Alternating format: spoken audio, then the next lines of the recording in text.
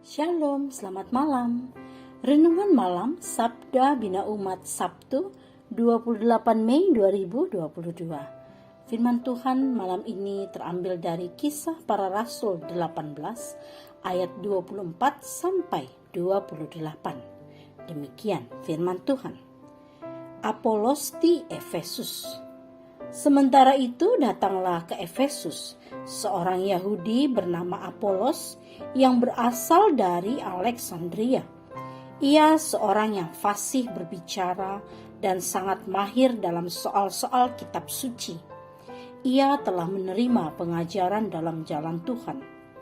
Dengan bersemangat, ia berbicara dan dengan teliti ia mengajar tentang Yesus. Tetapi ia hanya mengetahui baptisan Yohanes. Ia mulai mengajar dengan berani di rumah ibadat. Tetapi setelah Priscilla dan Aquila mendengarnya, mereka membawa dia ke rumah mereka dan dengan teliti menjelaskan kepadanya jalan Allah. Karena Apolos ingin menyeberang ke Akhaya, saudara-saudara di Efesus mengirim surat kepada murid-murid di situ, supaya mereka menyambut dia. Setibanya di Akhaya, maka ia oleh kasih karunia Allah menjadi seorang yang sangat berguna bagi orang-orang yang percaya. Sebab dengan tak jemu-jemunya, ia membantah orang-orang Yahudi di muka umum dan membuktikan dari kitab suci bahwa Yesus adalah Mesias. Demikian firman Tuhan. Renungan malam ini bertema Gereja Mengajar dan Belajar. Seorang anggota Gerakan Pemuda berkata kurang lebih demikian.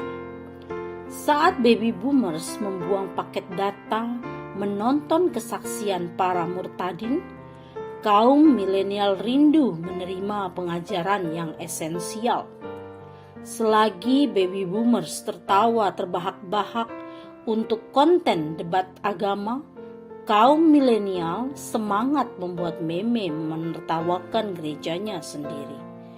Kutipan di atas tidak bermaksud mendiskreditkan warga jemaat senior, generasi baby boomer, dan kaum milenial, tetapi untuk memperlihatkan pengajaran sebagai hal esensial dalam hidup bergereja. Apolos, orang Yahudi dari Alexandria, datang ke Efesus. Kefasihannya bicara dan kemahirannya tentang kitab suci menurut agama Yahudi mengindikasikan hikmat dan pengetahuan yang dia dapatkan dari proses belajar, yaitu menerima pengajaran formal. Ternyata Apolos sudah menerima dan mengajarkan tentang Yesus dengan teliti. Priscilla dan Aquila mengundang Apolos ke rumah mereka untuk melengkapi pengetahuannya dengan perspektif baru.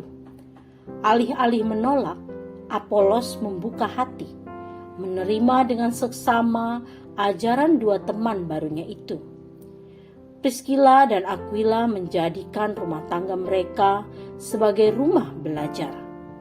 Tentu kejadian sebenarnya jauh lebih luas dari apa yang dituliskan Lukas, penulis surat ini.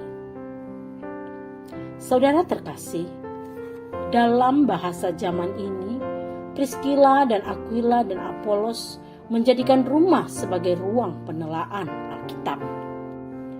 Orang yang biasa bicara banyak kesulitan untuk mendengar, tetapi Apolos menginspirasikan kematangan sikap dan perilaku untuk terus belajar, sekalipun dia sudah pintar. Keluarga adalah rumah dan ruang belajar, di mana tiap anggota bertumbuh bersama dalam pengajaran yang sehat dan membangun iman. Gunakan energi, waktu, dan paket data saudara untuk kepentingan membangun generasi milenial agar mereka tetap bertumbuh dalam pengenalan kepada Kristus Tuhan.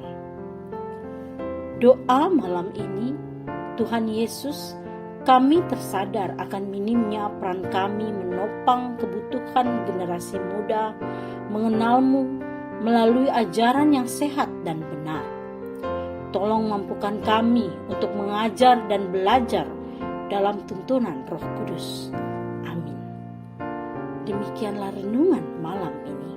Selamat beristirahat. Tuhan Yesus memberkati.